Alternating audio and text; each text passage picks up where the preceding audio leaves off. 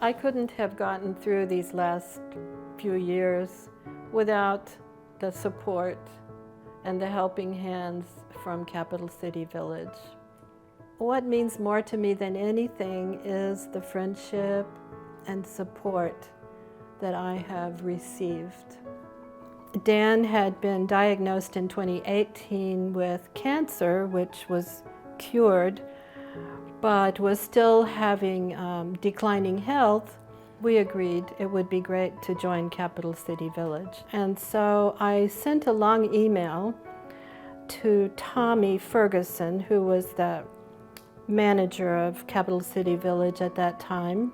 And I told her about Dan's health problems, and I said, I'm really losing it. I feel like I need a secretary. I know I need help. Tommy Ferguson and Mart Hoffman came to the house, and so Dan and I sat down with them, and they gave us ideas about how to manage Dan's falling problem, such as buying a special watch to monitor the falls. And Tommy continued to help with giving me resources, returning library books, and just things like that we needed. Dan was taken by Capital City Village volunteers to numerous medical appointments, and he really enjoyed talking with the volunteers who drove him.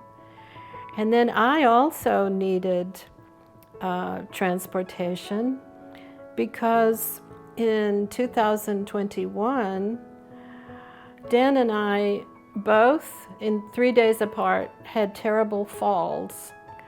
Capital City Village couldn't have been more helpful as Dan and I got through that terrible year, 2021. After Dan died in May this year, Capital City Village helped me in many ways because there was so much to take care of.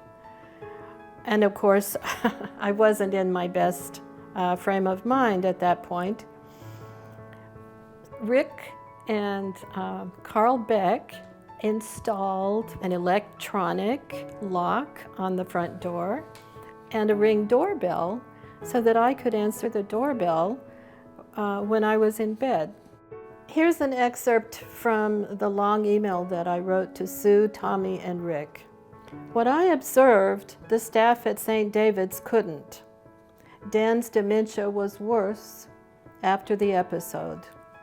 He was rather confused, such as asking, "Where are we?" And his developing problem with finding the words he wanted seemed much worse. I hope to join in some Capital City Village activities soon.